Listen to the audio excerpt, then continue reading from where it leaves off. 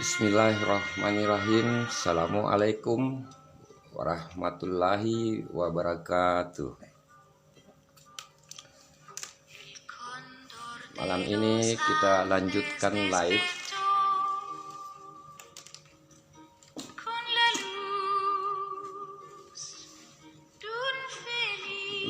kelanjutan pembahasan adventure yang sebelumnya telah kami bahas, agar tidak kehilangan konteksnya, maka kami awali dengan sedikit kilas balik dari sebutan adventure.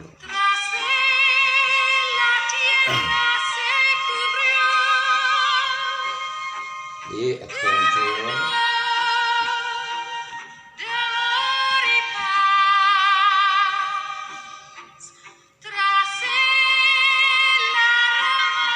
secara etimologi kata venture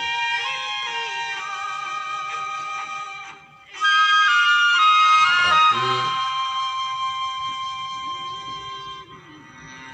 aktivitas yang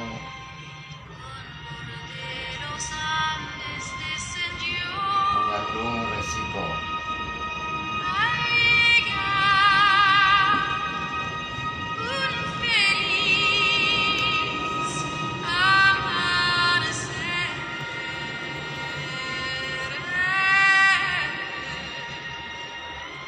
Adventure juga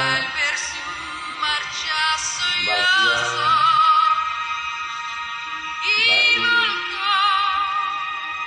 sejarah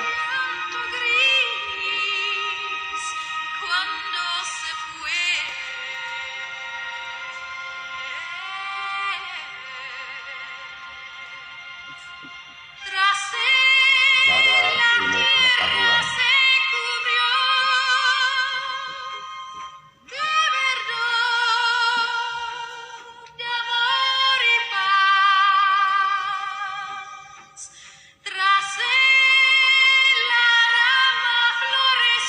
Perkembangan ilmu pengetahuan hingga hari ini atau yang dirasakan di hari ini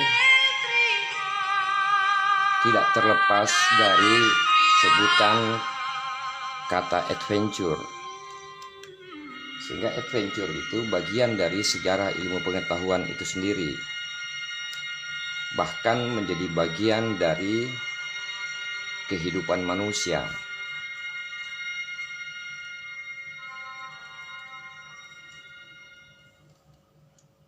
Adventure juga ada dalam ranah pendidikan.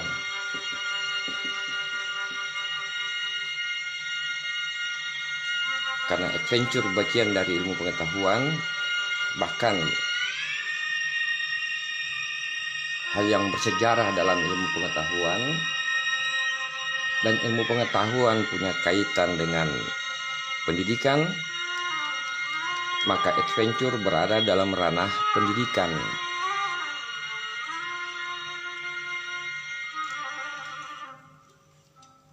Adventure juga berada dalam ranah kemanusiaan.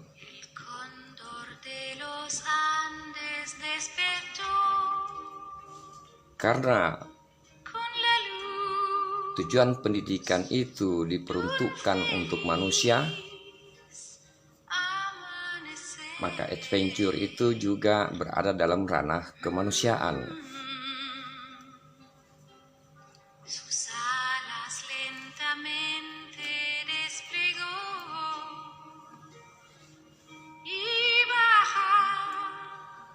Sehingga adventure itu menjadi aktivitas tertua dari manusia.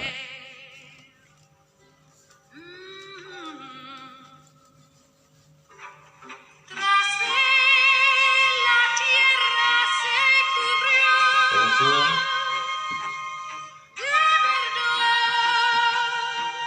aktivitas tertua manusia.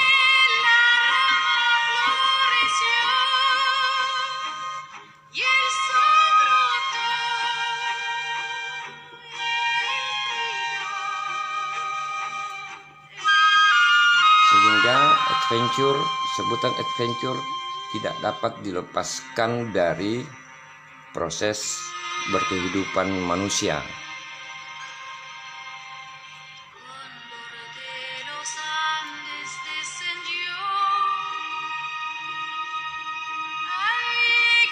Secara ekstrim, kata adventure itu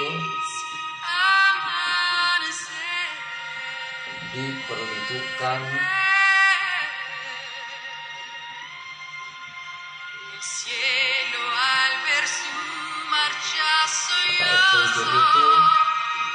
untuk manusia.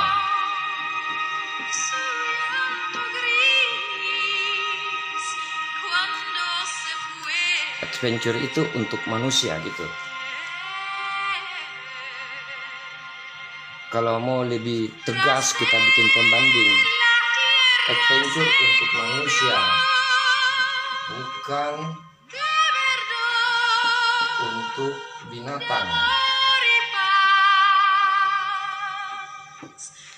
Itu supaya lebih jelas dibuatkan pembanding.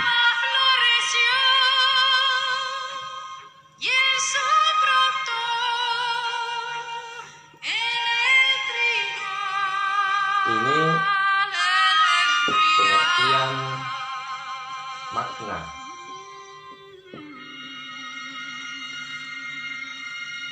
Pengertian maknawiah.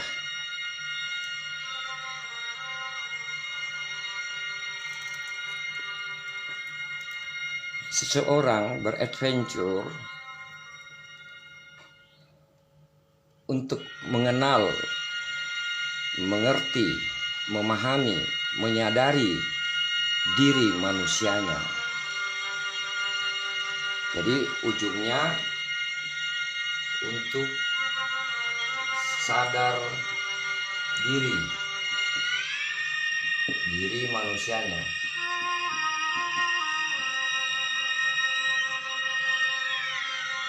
Itu tujuan mulia dari adventure.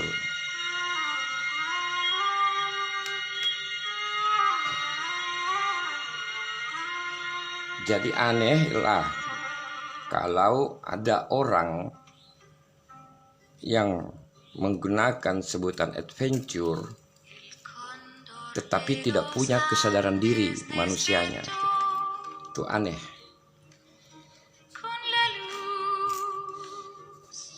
Ini disampaikan untuk menyelamatkan kata adventure, karena dalam perkembangan hingga akhir ini, dalam perkembangannya, kata adventure itu terasa jatuh nilainya itu.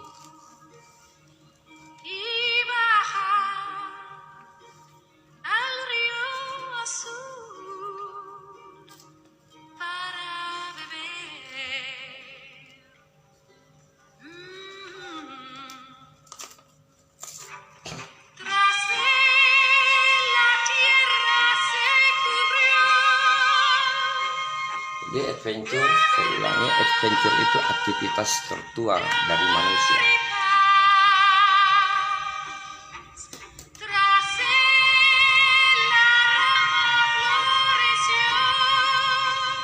Dan adventure itu tidak sama dengan petualangan.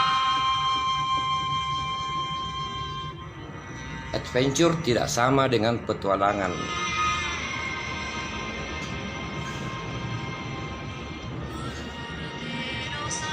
Kita saja, orang-orang di Indonesia ini, suka menerjemahkan sesuatu.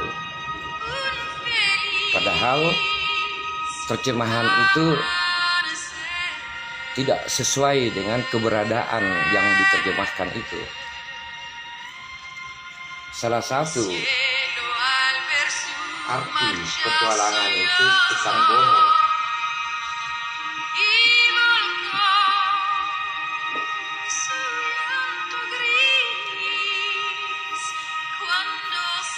Jadi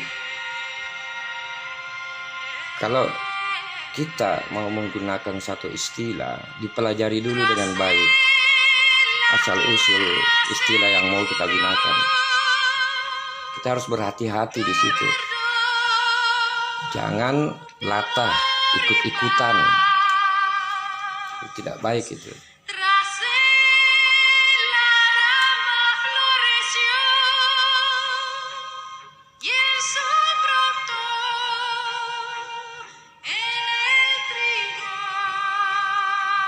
Adventure tidak sama dengan petualangan.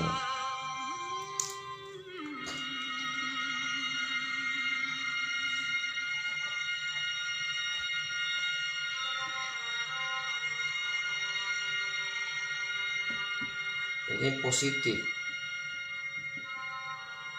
Ini ada negatifnya ini.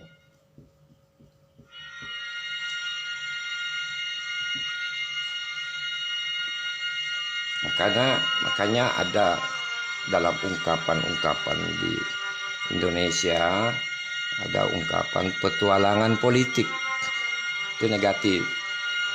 Ada sebutan ungkapan petualangan cinta, itu negatif. Tapi tidak ada itu adventure politik, tidak ada adventure cinta, tidak ada itu.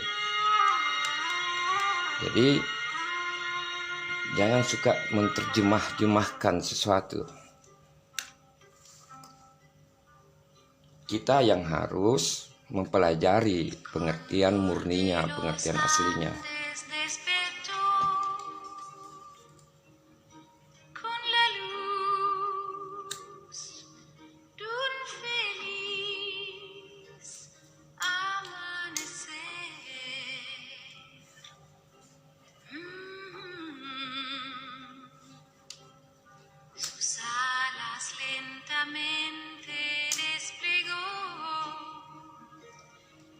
Ya, itu pembuka untuk memulai pembahasan kedua terkait adventure.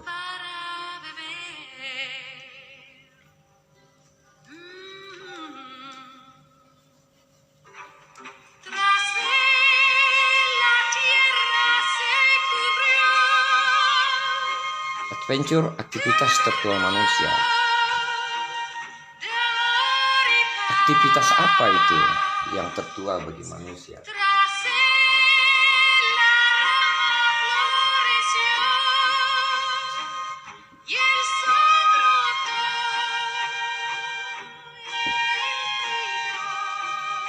Jenis aktivitas apa itu? Kalau adventure itu aktivitas tertua, pertanyaannya aktivitas seperti apa?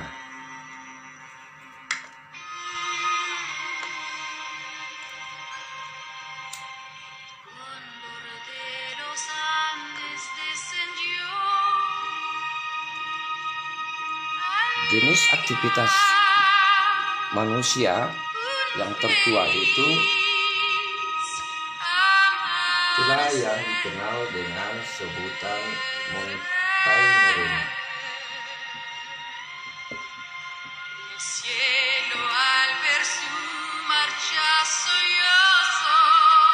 Jadi mountaineering itu jenis aktivitas tertuanya manusia. Nanti muncul pertanyaan lagi, mengapa demikian? Nah, itu yang akan kita bahas.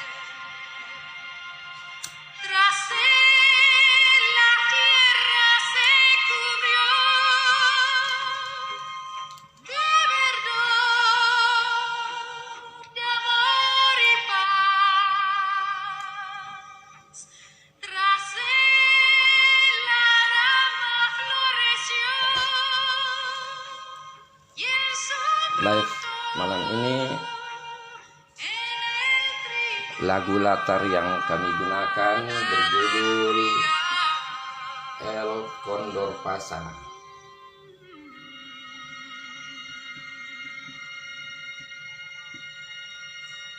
bahkan dipelajari sejarah dari lagu ini.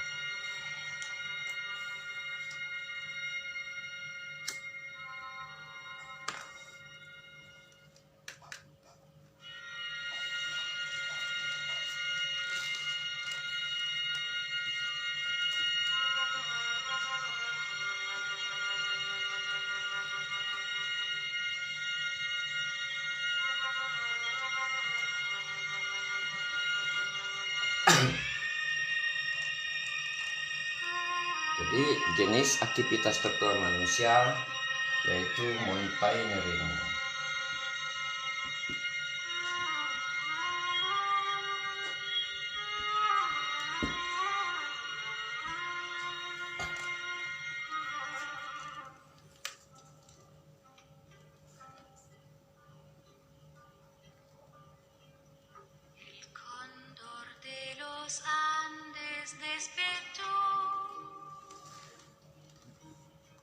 Bagaimana ceritanya?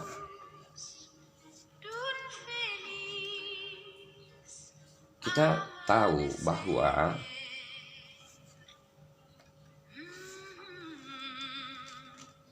dalam perspektif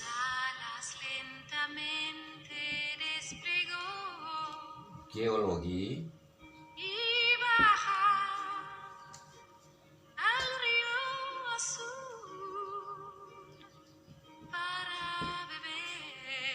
bumi itu terdiri dari 4 lapisan besar.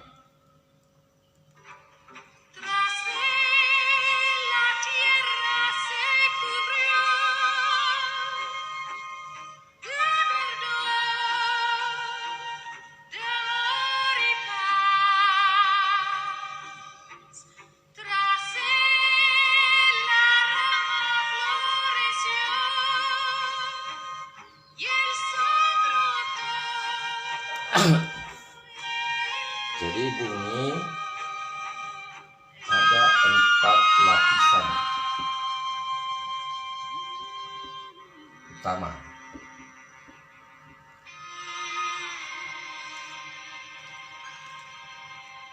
Lapisan paling luar ini disebut dengan kerak. Lapisan kedua disebut dengan mantel. Lapisan ketiga lapisan magma, dan lapisan paling dalam disebut inti bumi.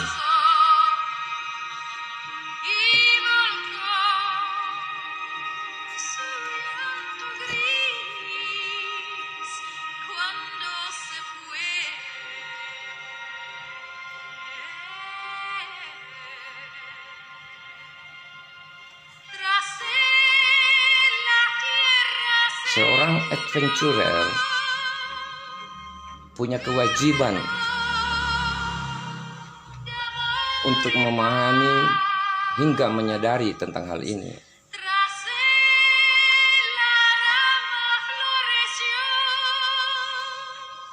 Setiap manusia berkewajiban untuk mengenal lapisan bumi, mengerti tentang lapisan bumi, memahami tentang lapisan bumi, dan menyadari tentang lapisan bumi.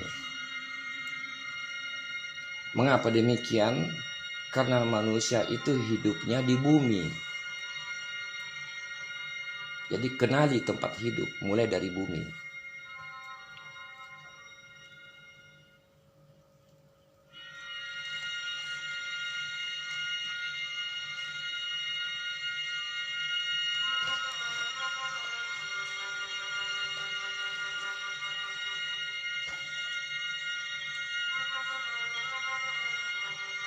Lapisan tadi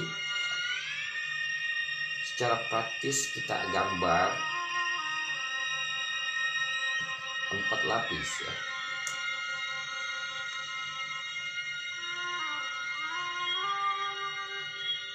Kita buat potongan horizontal.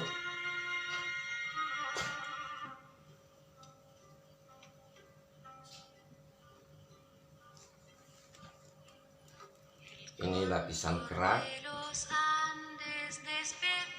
Ini mantel, ini mahma, dan inti bumi.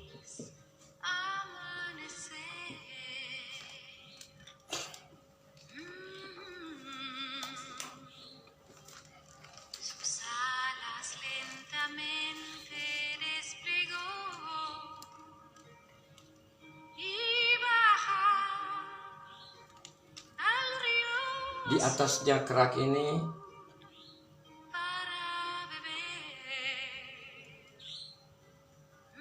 laut.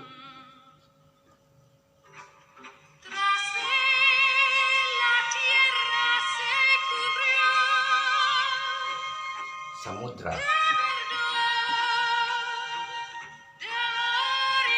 atau laut.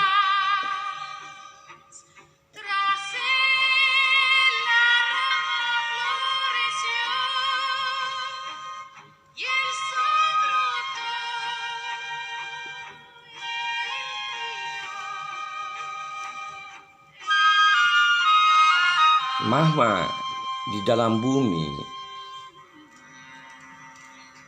secara perlahan akan meningkat tekanannya. Jadi ada tekanan dari mahma. Tekanan itu menyebabkan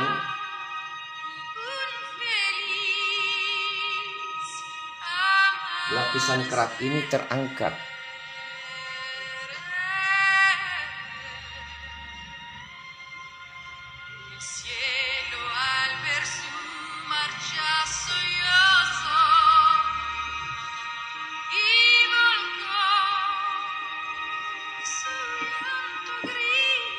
Dan lapisan kerak ini terangkat.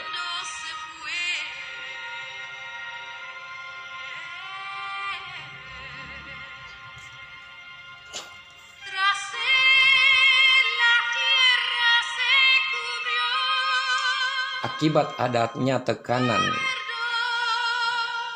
di dekat inti bumi, tekanan pada dapur mahma bumi menyebabkan lapisan mantel dan kerak itu terangkat melewati bagian yang disebut samudra atau laut. Maka terangkatlah lapisan kerak seperti ini.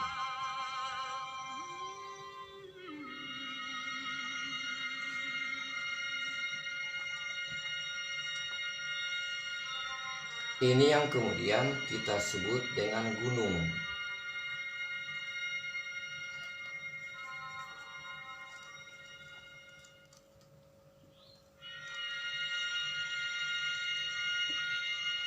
Kita sebut dengan mountain.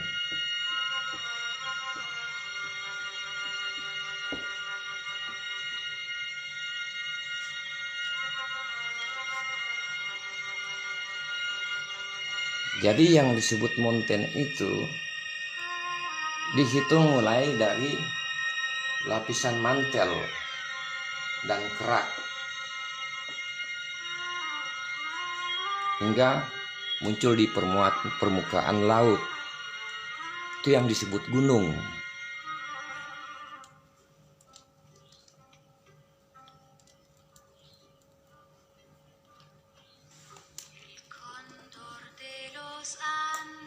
Itu yang disebut dengan mountain.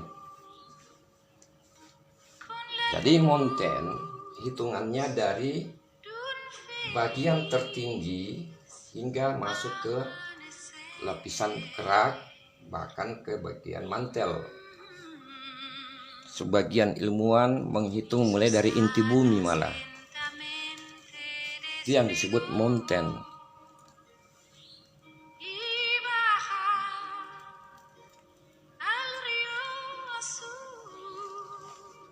Bagian dari mountain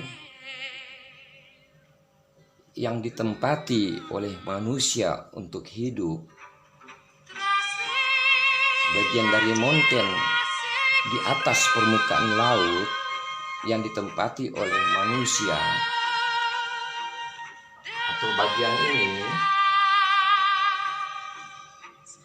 yang disebut disebut dengan daratan.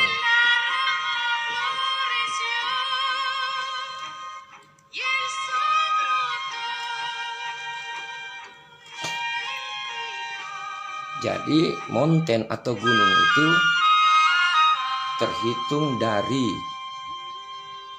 paling kurang itu dari kerak bumi.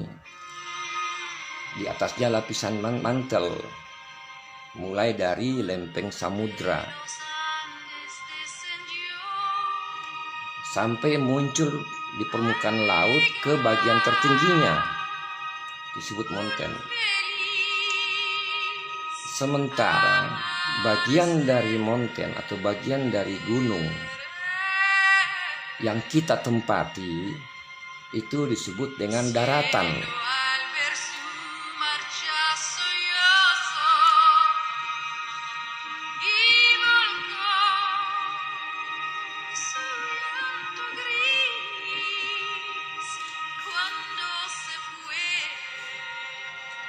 Jadi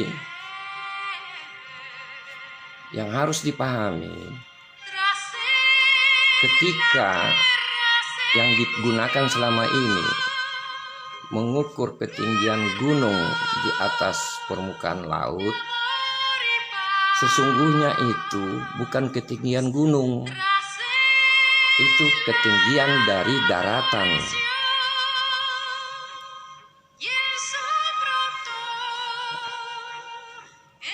Jadi tinggi daratan yang diukur itu. Tetapi harus dipahami, daratan itu bagian dari gunung.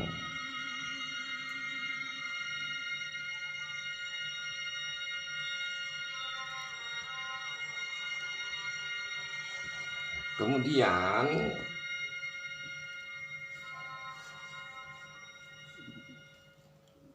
didefinisikan bagian daratan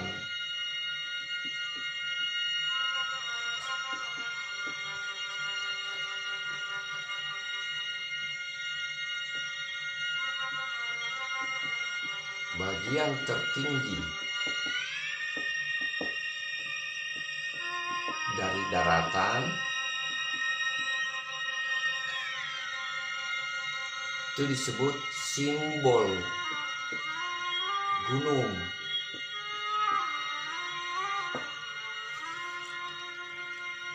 Bagian tertinggi itu bagian yang menjadi yang disebut puncak-puncak gunung. Itu simbol gunung. Bukan gunung itu sendiri, baru simbol.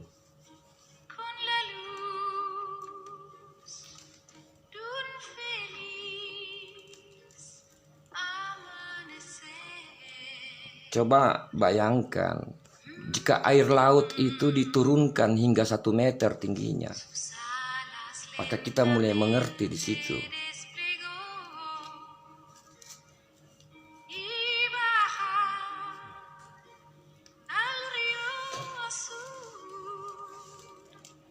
Jadi sebutan-sebutan seperti kaki gunung itu sesungguhnya yang dimaksud itu lapisan kerak dari gunung yang ada di dasar lautan yang mendekati inti bumi malah.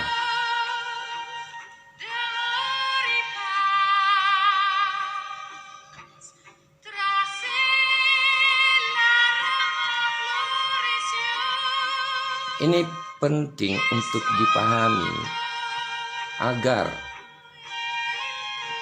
ketika kita berbicara tentang gunung, kita dituntut untuk memahami sampai ke bumi, ke inti bumi.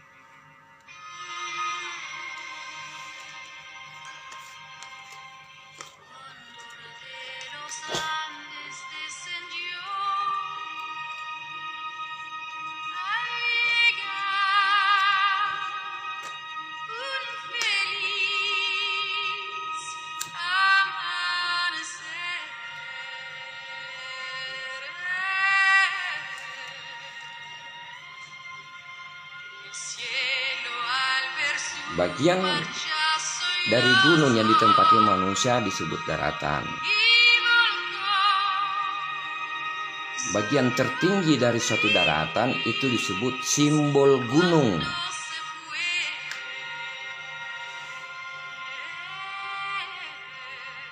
Ini baru bicara aspek geomorfologinya.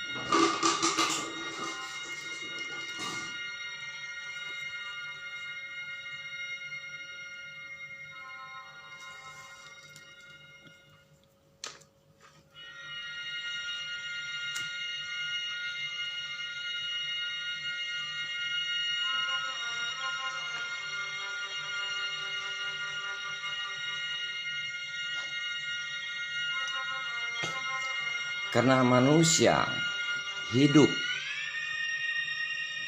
di daratan, sementara daratan itu bagian dari gunung, atau daratan itu adalah gunung itu sendiri pada hakikatnya.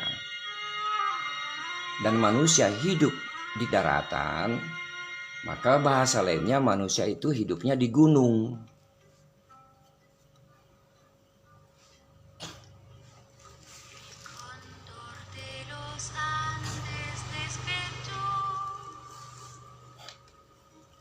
Jadi pada hakikatnya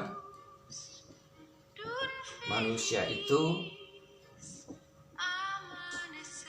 hidup di gunung.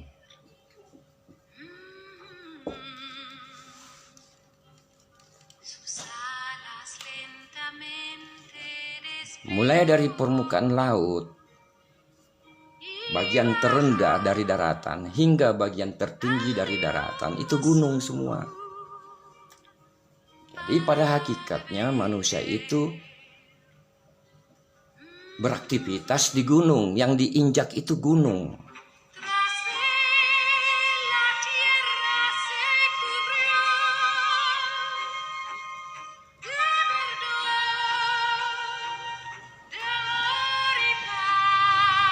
Karena manusia itu hidup di daratan dan daratan itu bagian dari gunung, sehingga pada hakikatnya manusia itu hidupnya di gunung.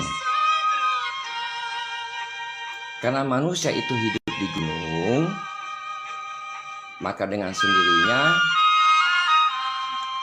manusia itu beraktivitas di gunung. Nah, itu.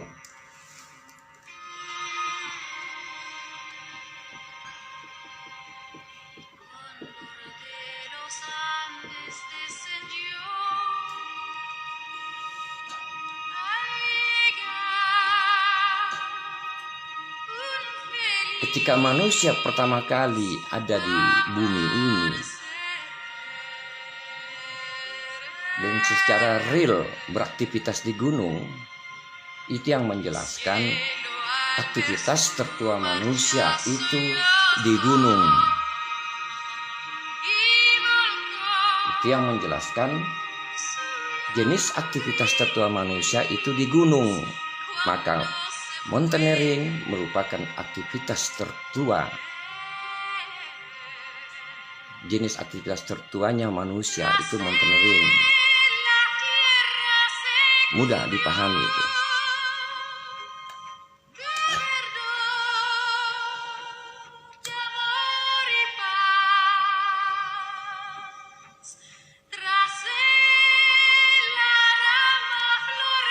Jadi jika kita mengatakan kita ingin melindungi gunung, kita ingin menyelamatkan gunung, sesungguhnya yang kita ingin lindungi adalah daratan itu sendiri.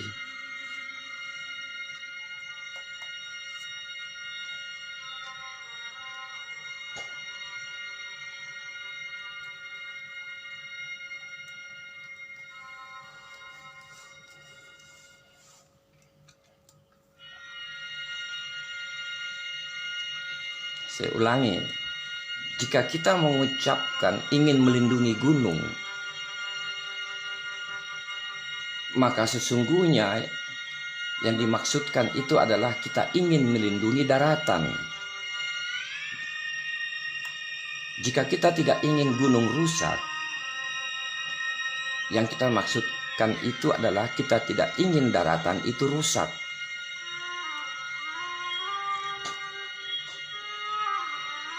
Maka tanggung jawab semua manusia, kalau ingin menjaga gunung, jaga itu daratan.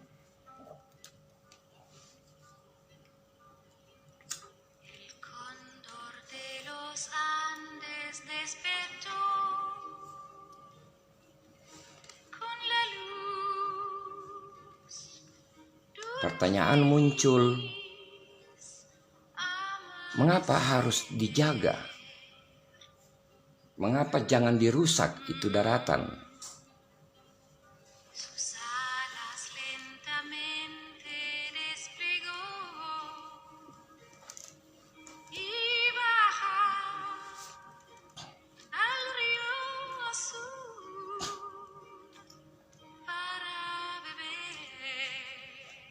Karena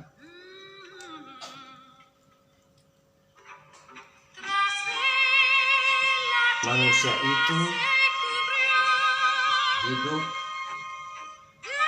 di bumi. Bumi ini suatu planet.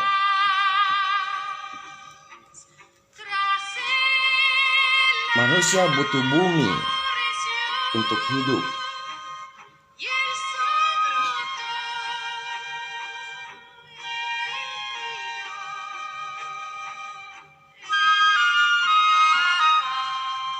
Bumi agar tidak rusak, bumi butuh gunung.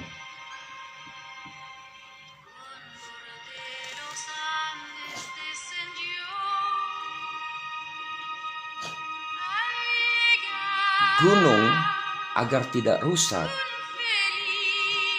gunung butuh manusia.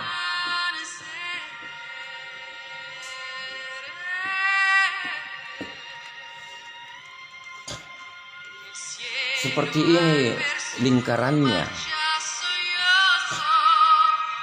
Kalau mau menyelamatkan bumi,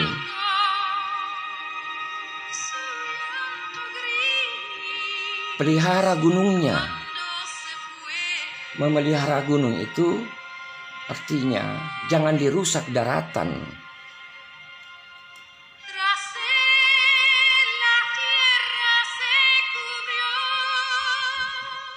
Agar gunung tidak rusak, gunung butuh manusia.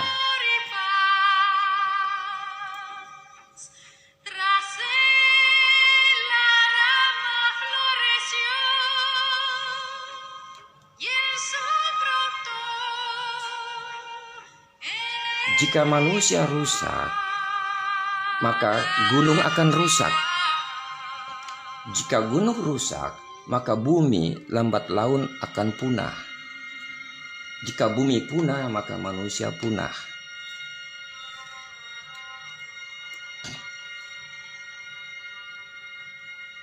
Jadi, logikanya, jika gunung rusak, itu menggambarkan bahwa dominan manusia itu sudah rusak. Itu logikanya seperti itu.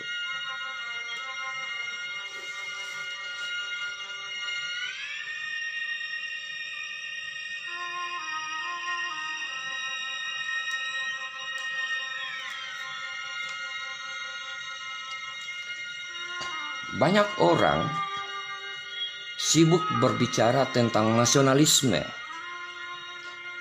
sibuk berbicara tentang menyelamatkan negara, sibuk memperebutkan kekuasaan, sibuk memperkaya diri secara benda. Hampir di semua negara seperti itu, termasuk Indonesia ini.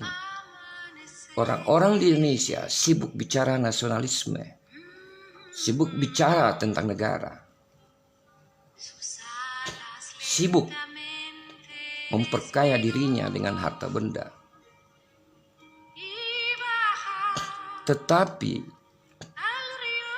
sangat langka ditemukan manusia yang berbicara tentang menyelamatkan bumi. Sangat langka ditemukan manusia yang berbicara tentang menyelamatkan gunung. Itu realitas yang ada saat ini.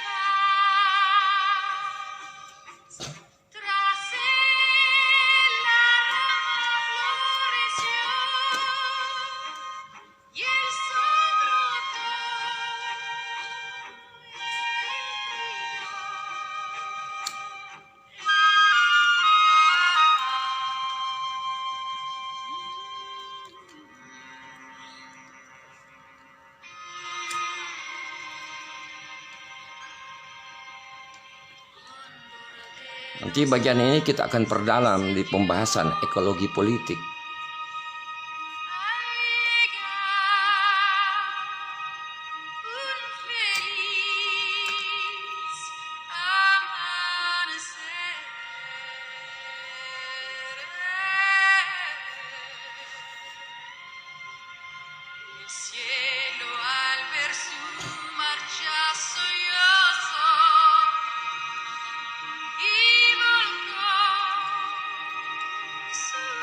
Jadi konklusinya,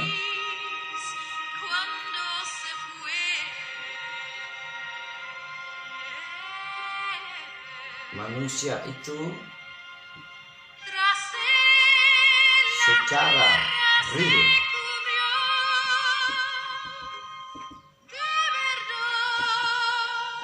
hidup di gunung.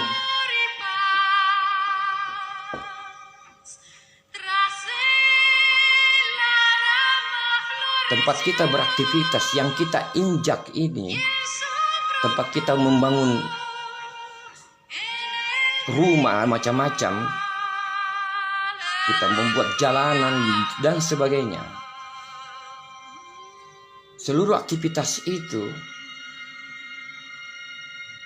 dilakukan di gunung.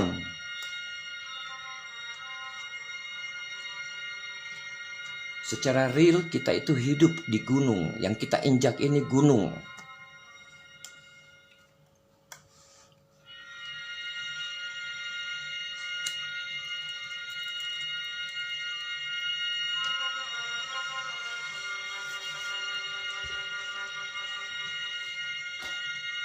Karena hidupnya secara real di gunung, maka seluruh aktivitasnya dilakukan di gunung.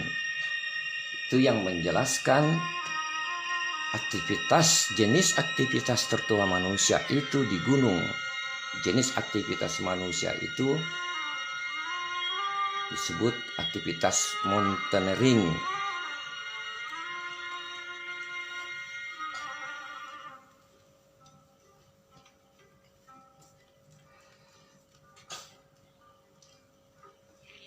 Jadi harus diulang-ulang ini. Aktivitas tertua manusia itu adventure.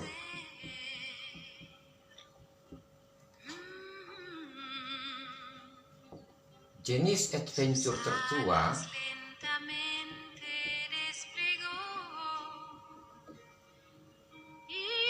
itu disebut dengan mountaineering.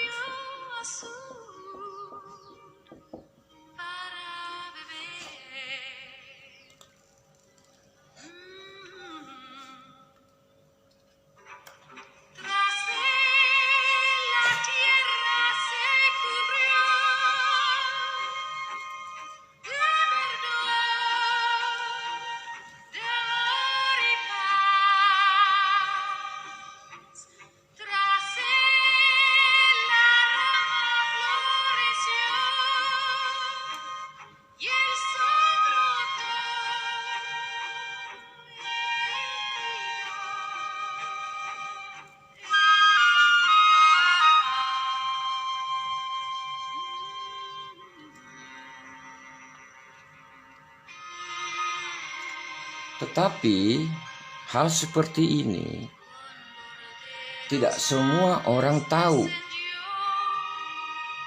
Bahkan organisasi mountaineering pun tidak paham dengan hal ini.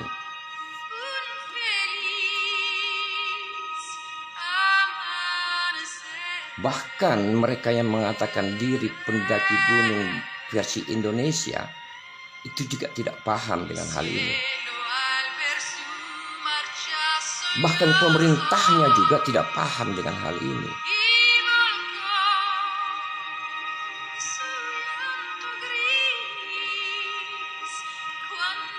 Dan banyak akademisi perguruan tinggi tidak paham dengan hal ini.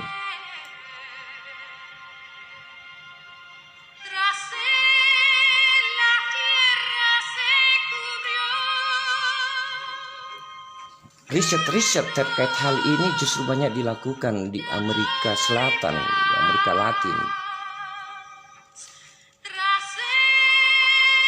Di Indonesia mungkin banyak juga riset tentang hal ini. Tapi sejak kapan ilmuwan Indonesia itu didengar kalau bicara? Kalau ilmuwan kita, ilmuwan Indonesia sudah didengar apa yang mereka sampaikan, itu sudah tanda kiamat. Sudah dekat kehancuran baru mau didengar.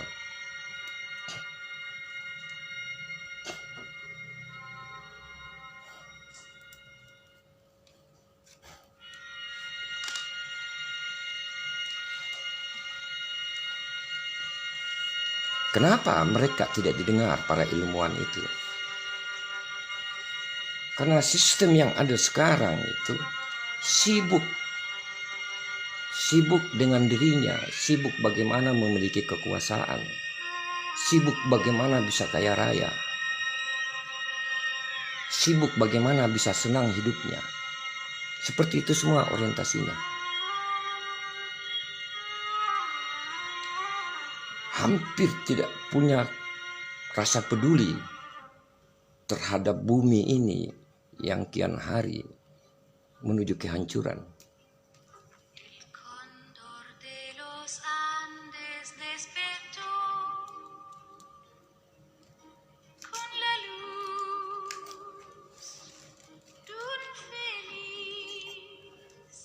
Pendidikan kita tidak membangun kesadaran manusia.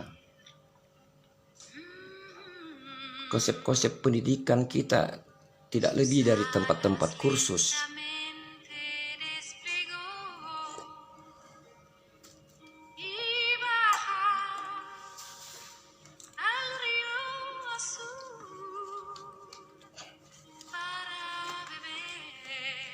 Saya gambar dari tampak samping lagi.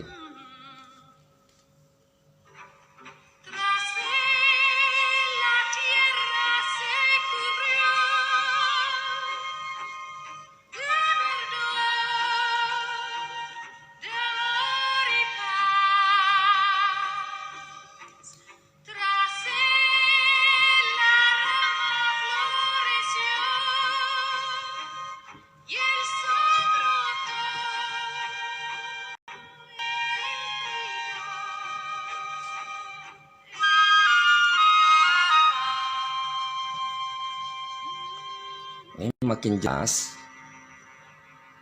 manusia itu hidup di gunung, bagian gunung tempat mereka hidup itu disebut daratan. Sesungguhnya manusia itu hidup di gunung.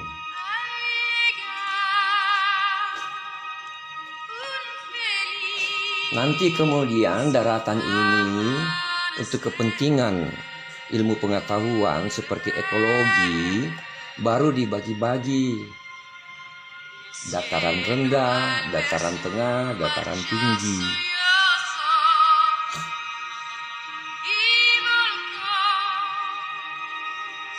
Itu untuk memudahkan ilmu pengetahuan bekerja, mengklasifikasi dan seterusnya itu.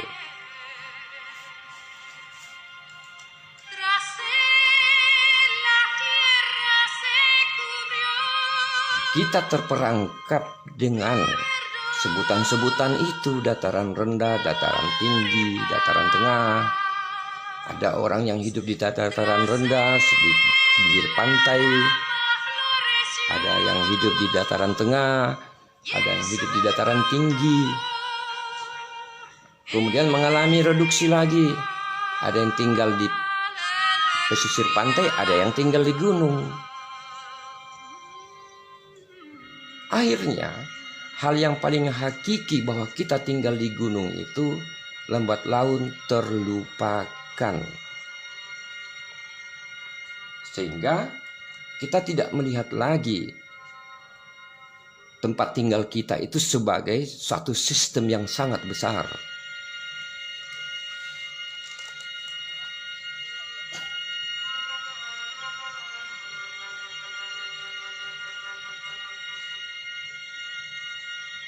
Karena kita tidak ingat lagi bahwa kita harus melihat itu sebagai satu sistem yang besar, maka lambat laun juga cara berpikir kebanyakan orang di negeri ini,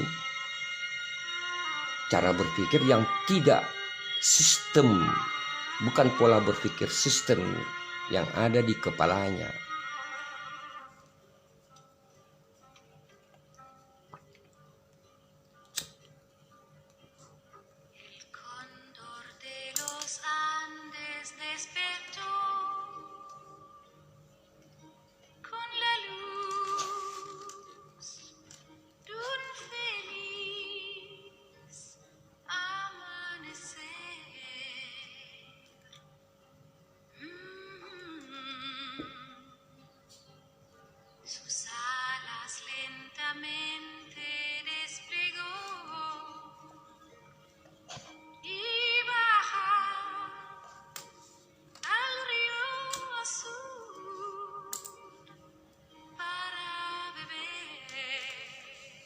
Kita tidak tahu bahwa kita sudah tidak peduli, bahkan sudah tidak tahu lagi aktivitas di dataran rendah bisa mempengaruhi kehidupan di dataran tinggi. Begitu juga sebaliknya. Aktivitas di dataran tinggi kita sudah tidak peduli bahwa itu mempengaruhi dataran rendah.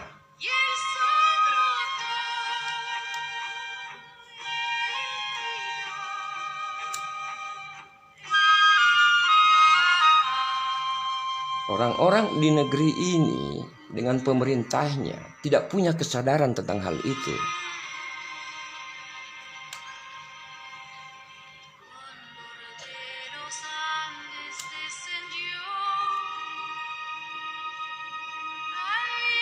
Yang terjadi cuma tahu pakai. Nah, itu saja.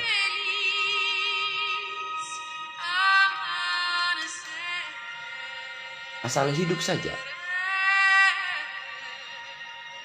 Mental-mental konsumtif.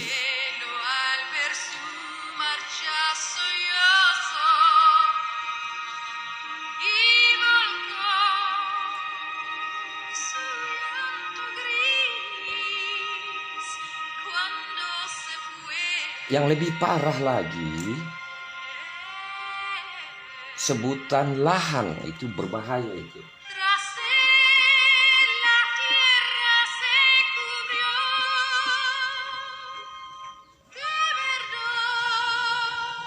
Ada yang melihat ini lahan.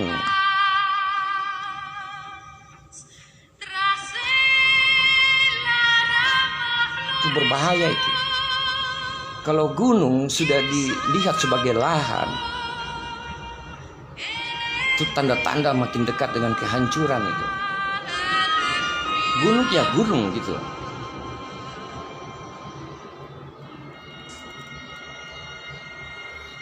Sama halnya, jika manusia sudah dilihat sebagai lahan, itu maknanya apa?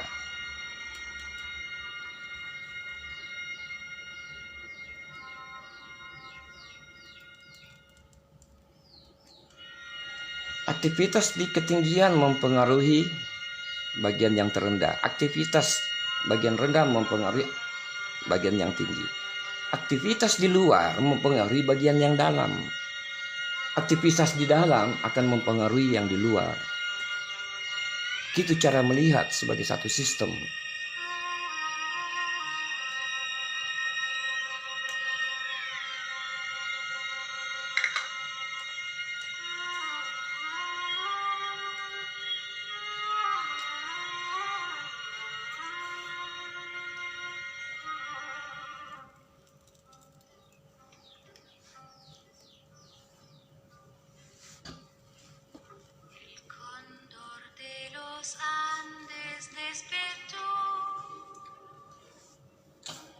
Dari sini muncullah satu istilah yang dikenal dengan mountaineering.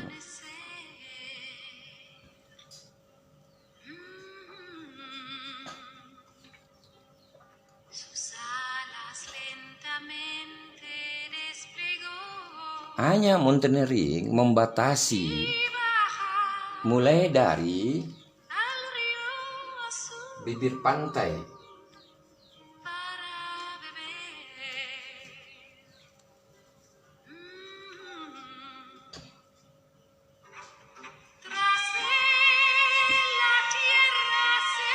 hingga bagian tertinggi.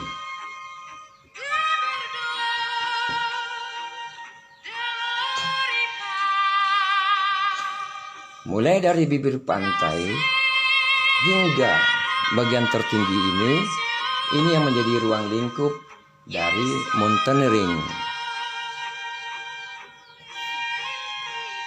Mountaineering mempelajari ini semuanya.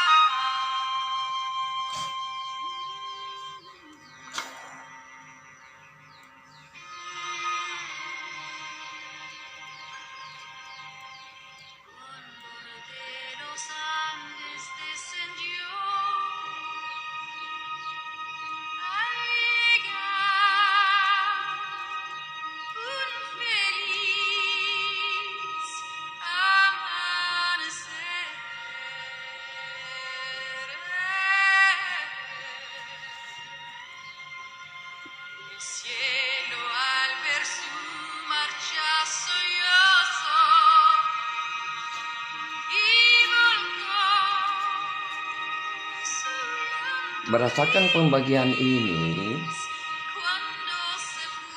untuk memudahkan ilmu mountaineering,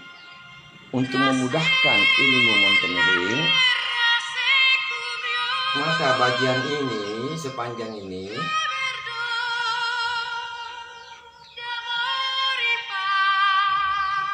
dibuatlah anatomi.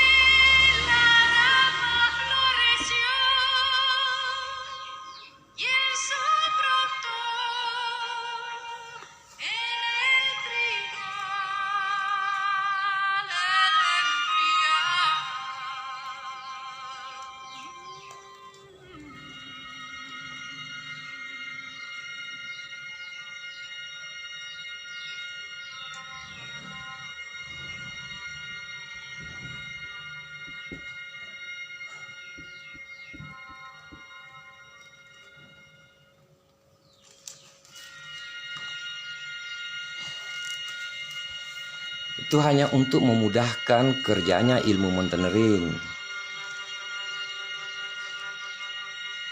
Walaupun anatomi gunung ini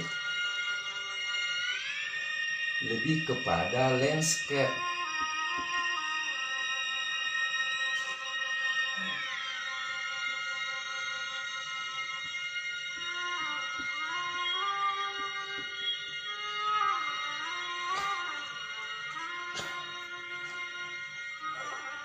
Jadi anatomi gunung yang dibangun oleh ilmu mountaineering itu lebih banyak bersandar kepada landscape, bentukan-bentukan, morfologi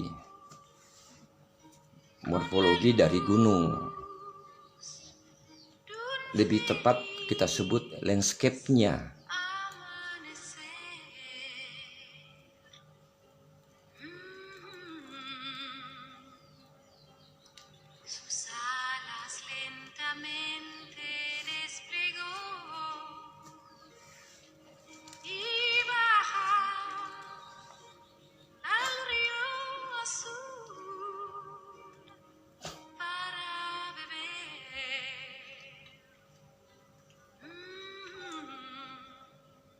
Jadi ilmu mountaineering mempelajari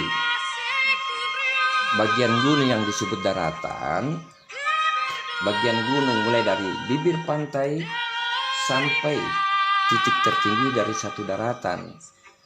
Itu ruang lingkup ilmu mountaineering.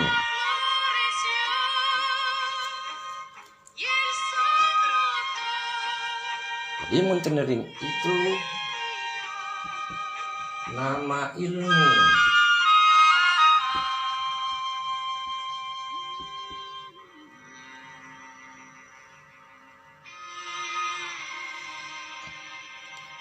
Nanti kita kaji dari sisi bahasanya itu.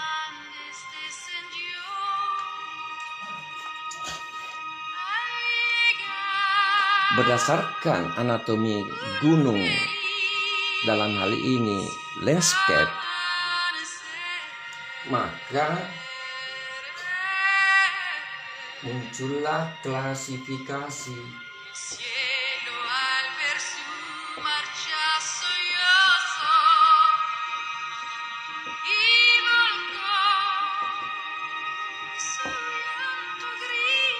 Ilmu mountaineering kemudian dibagi-bagi menurut kelas-kelasnya, itu disebut dengan klasifikasi.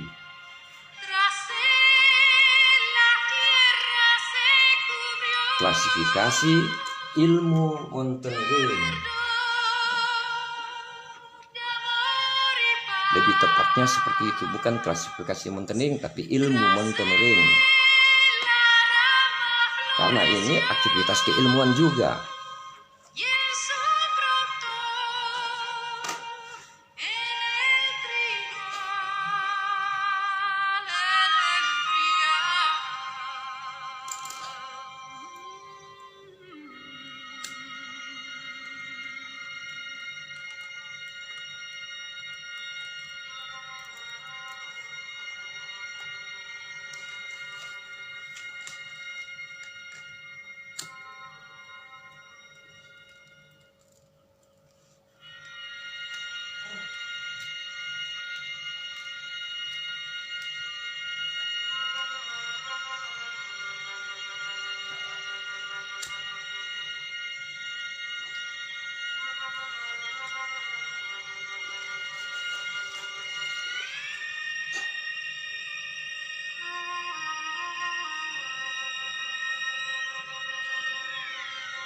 Kita hapus gambarnya, kita sudah masuk dari sisi bahasanya.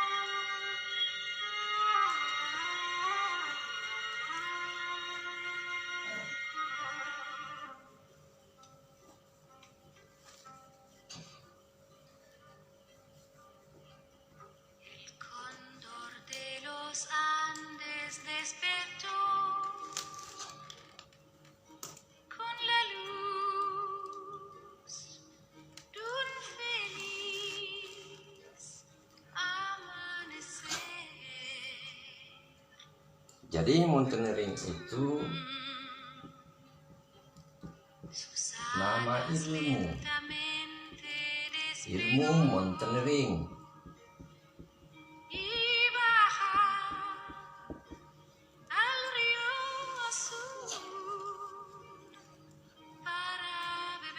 Kenapa dikatakan nama ilmu? Karena ada aktivitas ilmu di dalamnya.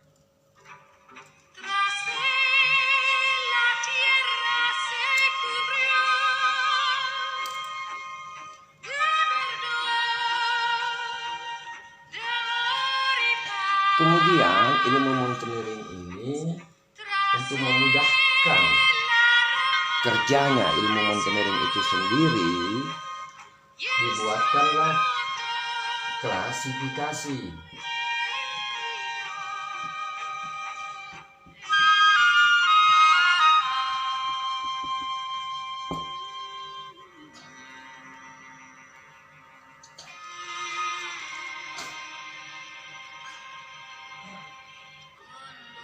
Kalau mau lebih sempurnanya, klasifikasi ilmu mountaineering.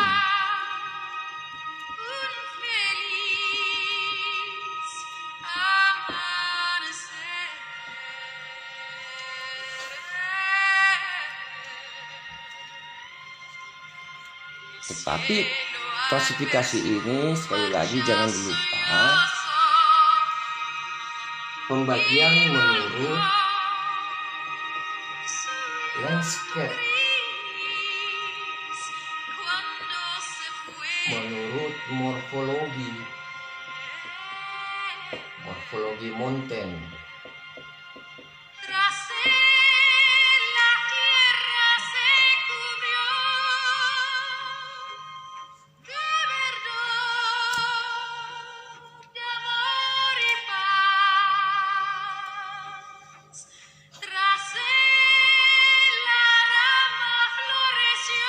Sehingga dalam klasifikasi ini muncullah kelasnya. Kelas 1 walking. Ini harus dibaca ilmu walking.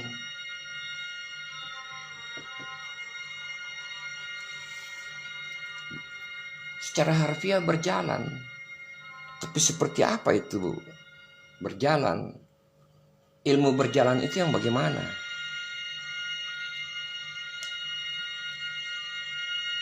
Ini yang tidak pernah lagi dipelajari. Akhirnya semua orang mau-maunya saja berjalan itu.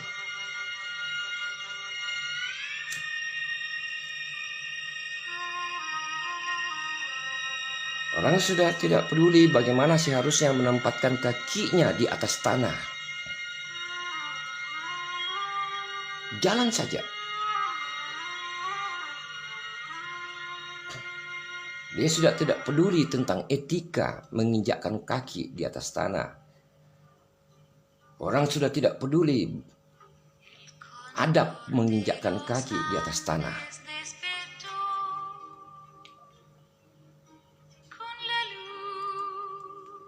Orang sudah tidak tahu bagaimana berjalan yang benar.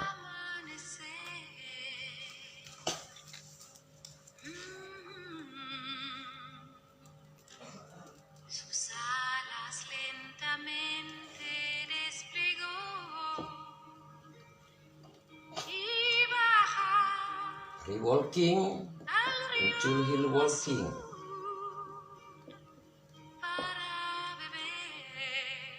Dari hill walking, akumulasi hill walking, muncul namanya hiking.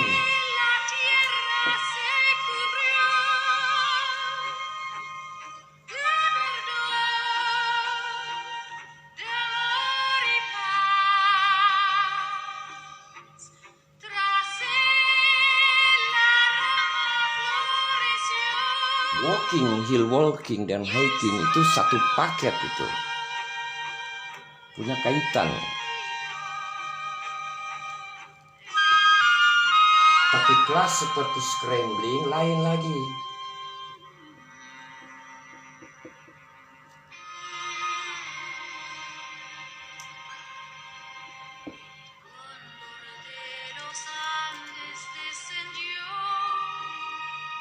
Jadi 1, 2, 3 itu satu paket.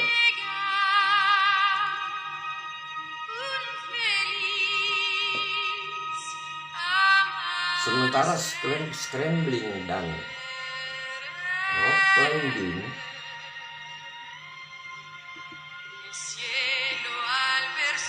ini juga satu paket.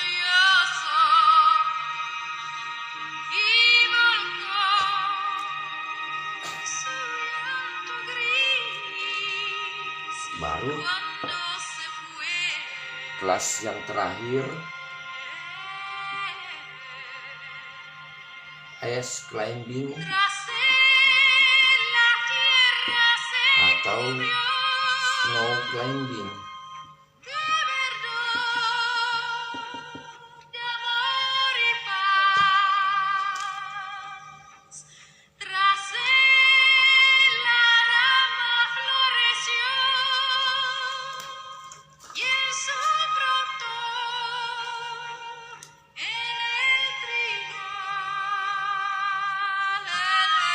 Untuk kelas yang ke-6 ini berlaku di wilayah-wilayah yang ada saljunya, yang ada esnya,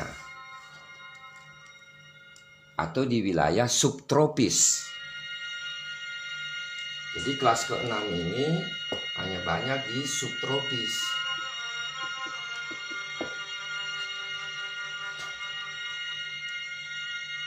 Kita di daerah tropis lain lagi.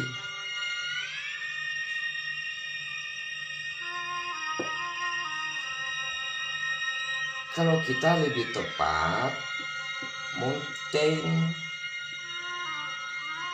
and jungle trekking untuk daerah tropis.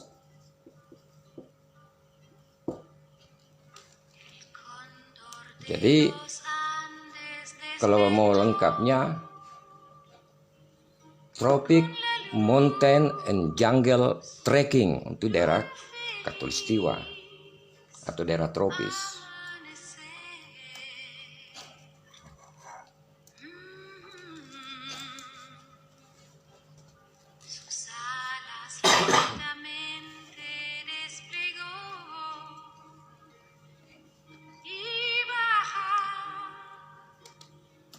Seperti ini jalan cerita munculnya klasifikasi seperti ini. Klasifikasi seperti ini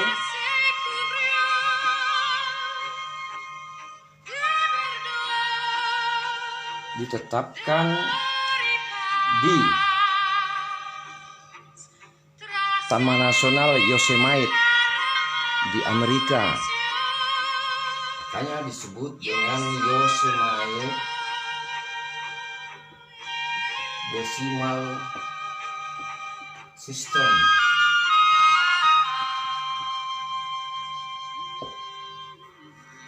Ini namanya klasifikasi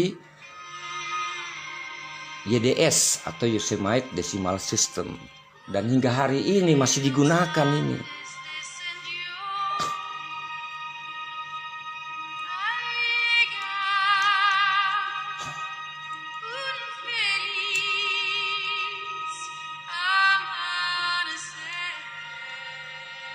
Jadi waktu itu berkumpullah ahli-ahli mountaineering dari berbagai negara berkumpul di Yosemite, di Taman Nasional Yosemite National Park. Di sana mereka berkumpul menghasilkan klasifikasi seperti ini. Di sana mereka berkumpul menghasilkan apa?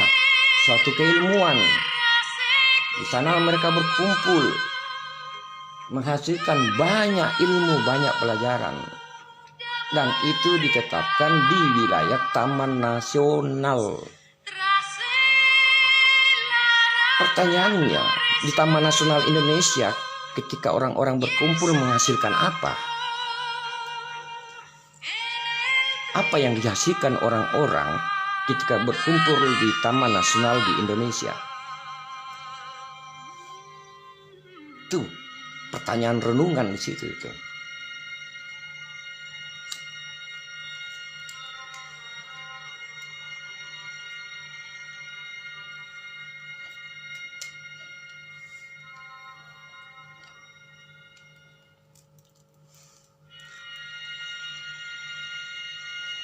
Dan ini terjadi puluhan tahun yang lalu, bukan baru, sudah lama ini. Itu menggambarkan kesadaran orang-orang yang berkecimpung di mountaineering. Mereka menghasilkan sesuatu yang bermanfaat.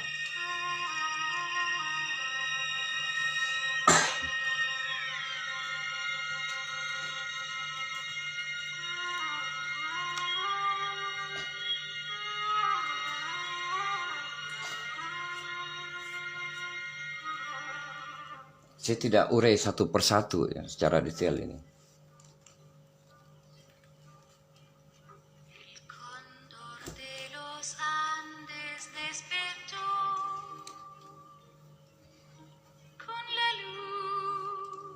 kita perdalam dari sisi bahasanya.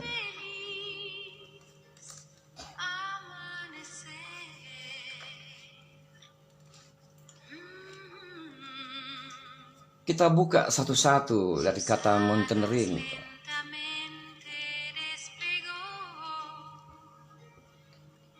Muncul kata moon.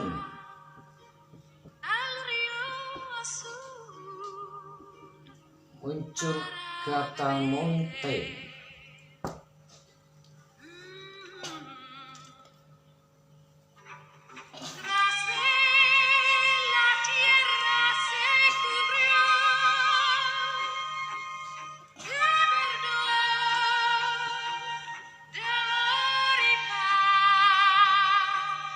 Perkembangannya muncul mountain chain, muncul mountain range,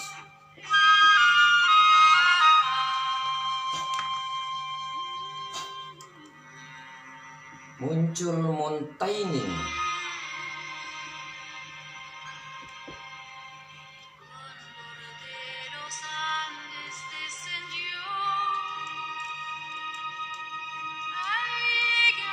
ini perubahan lanjutannya. Tapi kita fokus di dua yang di atas saja. Ini ada maksudnya semua. Bukan sekedar cerita tentang landscape, bukan, lebih dari itu.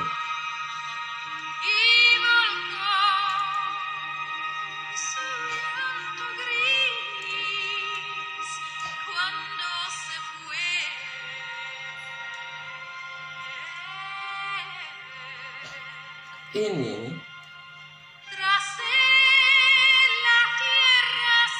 disamakan dengan peak, disamakan dengan top,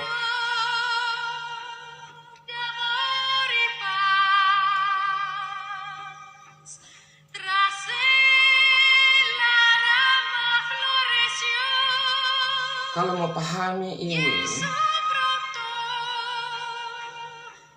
kita harus belajar satu ilmu yang namanya al-mantak.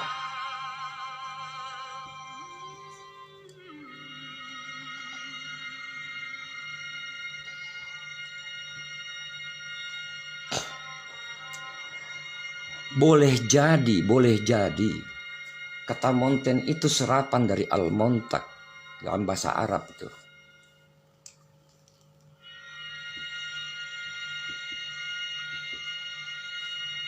Kenapa saya katakan boleh jadi serapan dari al-mantak?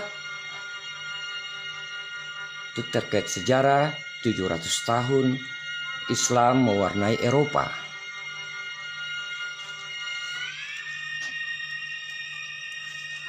Jadi ada juga tersendiri kajiannya di sini.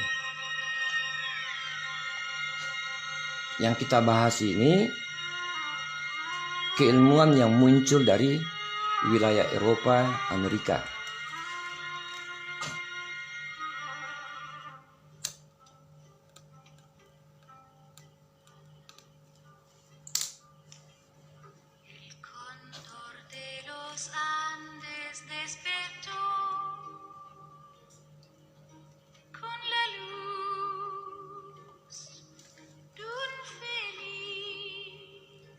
Kemudian muncul mountaineering.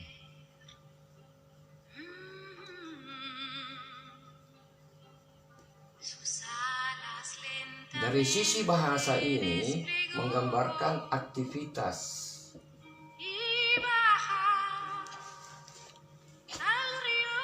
Memang dari sisi bahasa kata mountaineering itu menggambarkan suatu aktivitas yang berkaitan dengan gunung, bukan aktivitas yang dilakukan di gunung, tetapi bahasanya adalah berkaitan dengan gunung.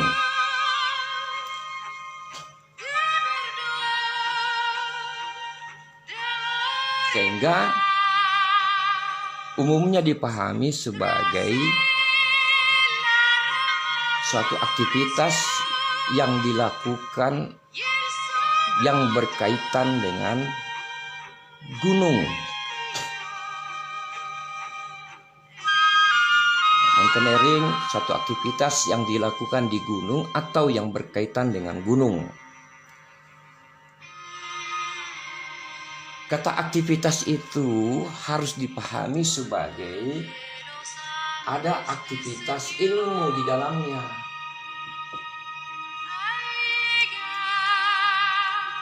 Bukan aktivitas begitu saja, tapi ada ilmu yang menyertainya.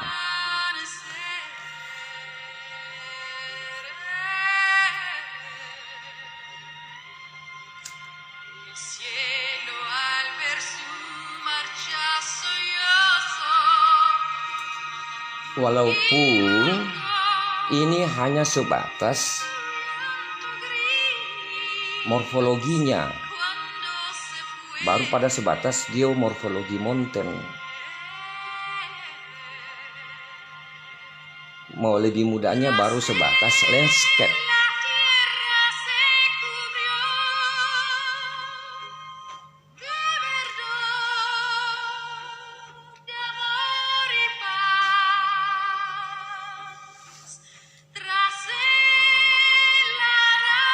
Jadi tetap harus dilihat mountaineering ini suatu aktivitas ilmu.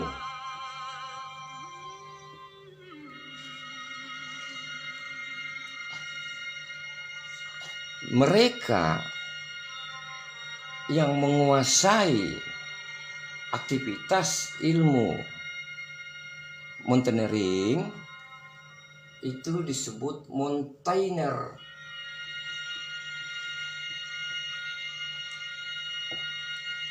Ini ahlinya, ahli mountaineering.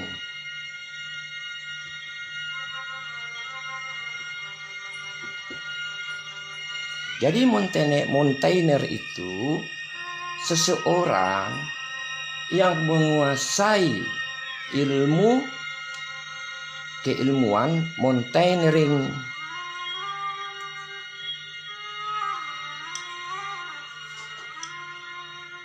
Sehingga mountaineering itu istilah sebutan keilmuan.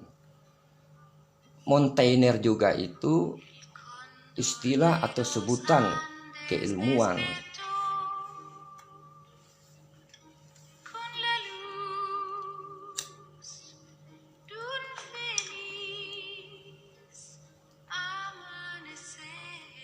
Mountaineer ini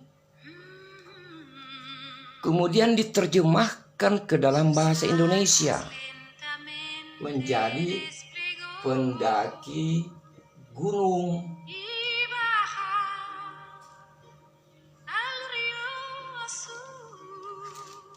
Di sini muncul masalah. Karena orang-orang tidak tahu latar belakang ini mountaineering. Mereka coba begitu lahir langsung gunakan kata pendaki gunung. Maka mereka tidak pahami bahwa ini terjemahan dari mountaineer.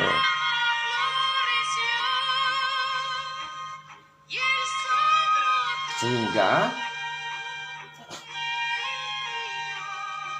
kata pendaki gunung tidak dilihat sebagai sebutan ilmu. Padahal itu terjemahannya. Jadi kalau kita ikuti terjemahannya, pendaki gunung itu adalah predikat yang diberikan kepada seseorang karena keilmuan mountaineeringnya. Itu yang dimaksud pendaki gunung. Jadi pendaki gunung itu sebutan keilmuan.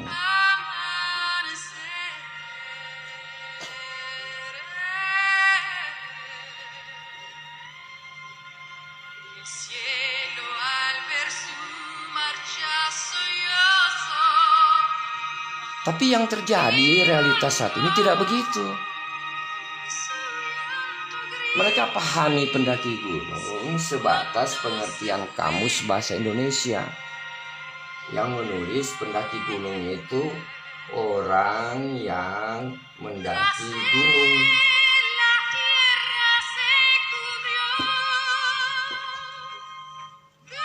Ya ini saja. Siapapun yang kemudian pergi ke gunung karena ke gunungnya mendaki, maka orang itu disebut pendaki gunung. Gitu, itu yang terjadi sekarang. Bahkan kambing sekalipun, kambing didandan, kasih pakai sepatu trekking, kasih pakai carrier, pergi ke gunung, ya bisa juga disebut pendaki gunung.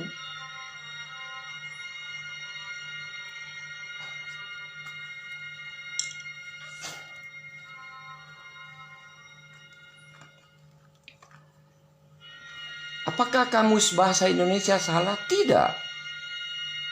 Ini bukan definisi. Ini arti. Arti kata, bukan definisi.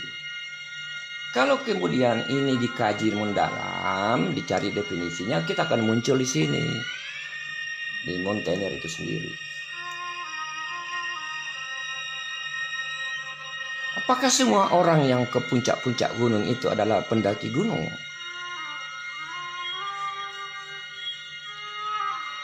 Kalau dari sisi keilmuan tidak.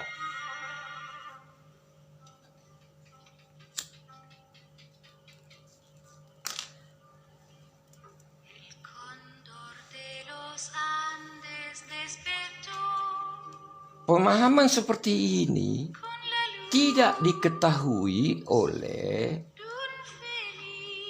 pihak pemerintah.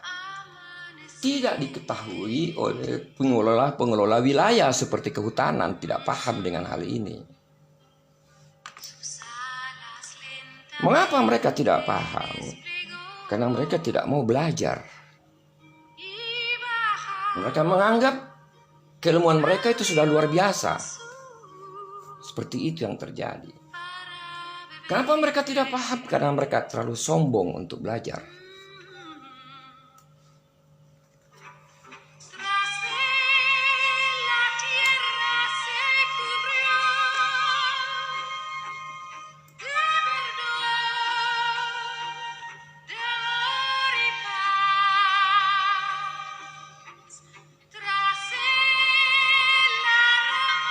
Jadi kembali lagi, jangan suka menterjemah-jemahkan.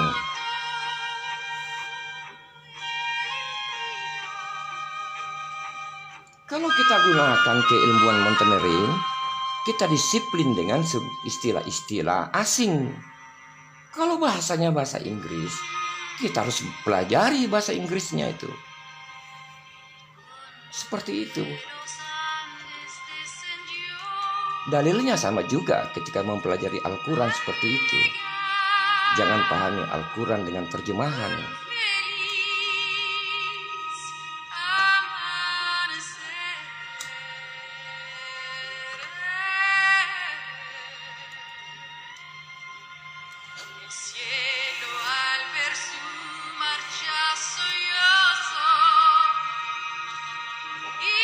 Jadi ini ada tanda tanya ketika diterjemahkan. Tidak boleh menggunakan istilah pendaki gunung kalau kita sendiri sudah membuat ilmunya sendiri. Ya buatlah ilmu dengan istilah-istilah bahasa Indonesia semuanya. Dan jangan menjiplak dari yang sudah ada.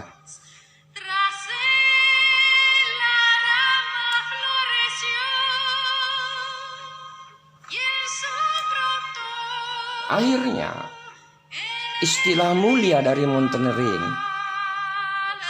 istilah mulia dari Montaigne menjadi terhina.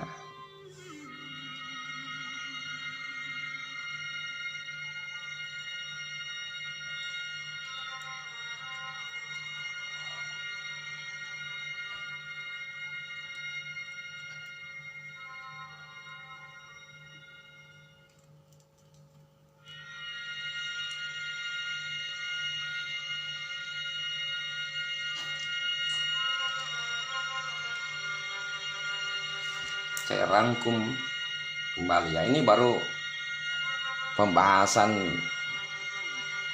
dari keilmuan yang Eropa Amerika. Dan lagi kalau pembahasan secara Islam sama juga, ada Al-Muntak.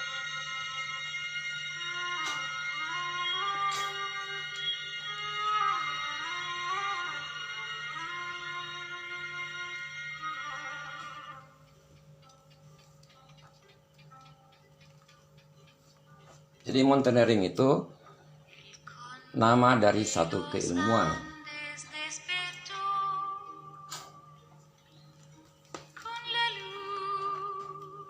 Lengkapnya dari adventure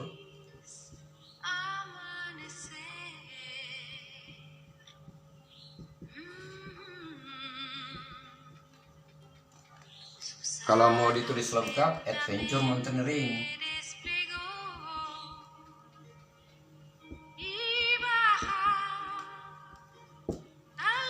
Itu kalau mau lengkap adventure mountaineering. Tapi kalau kita menyebut mountaineering itu sudah dengan sendirinya adalah adventure.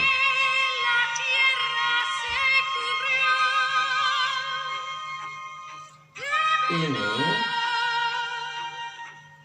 sebutan keilmuan.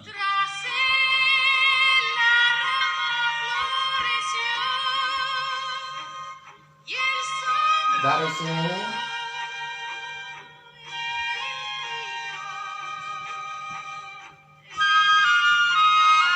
ini sebutan keahlian. Keahlian karena ilmunya.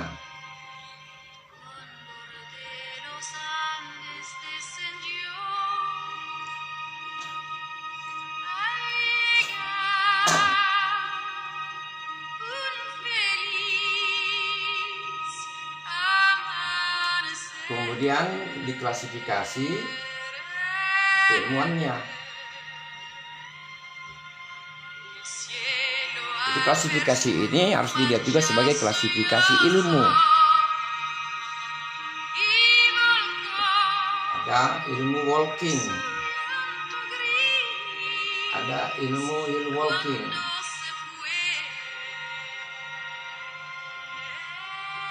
ada ilmu hiking, ada ilmu scrambling, ada ilmu rock climbing,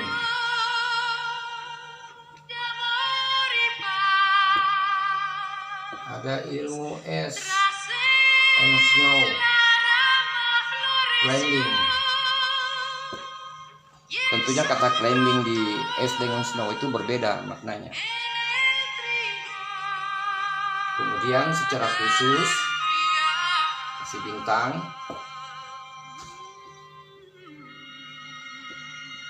tropic mountain and jungle trekking.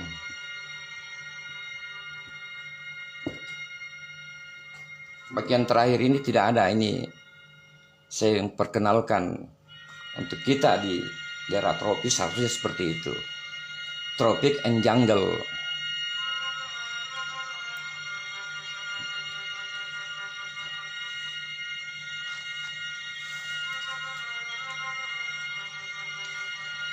Semua pembagian ini berdasarkan morfologi mountain atau landscape.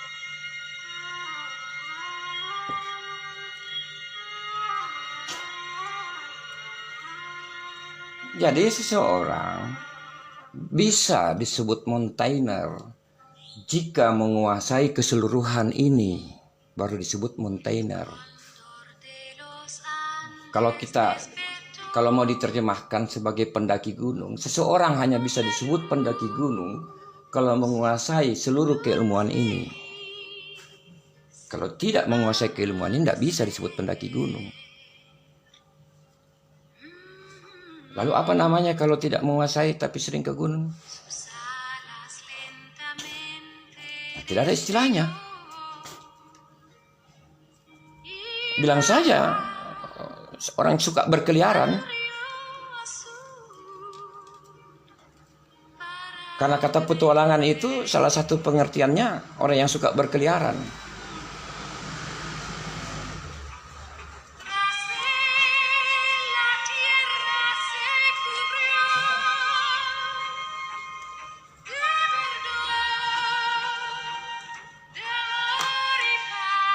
Ini kami jelaskan bagian dari adventure live sebelumnya yang kami sudah tampilkan di YouTube. Ini masih lanjutannya. Tujuannya untuk menyelamatkan sebutan adventure, untuk menyelamatkan sebutan mountaineering.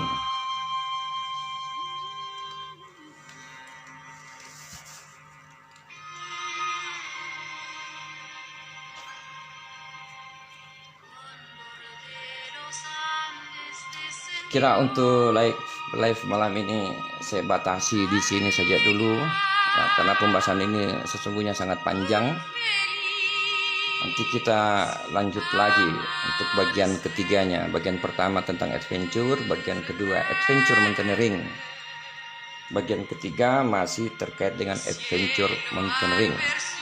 Semoga apa yang kami sampaikan ini bisa menjadi bahan diskusi, bahan renungan untuk memperbaiki pemahaman.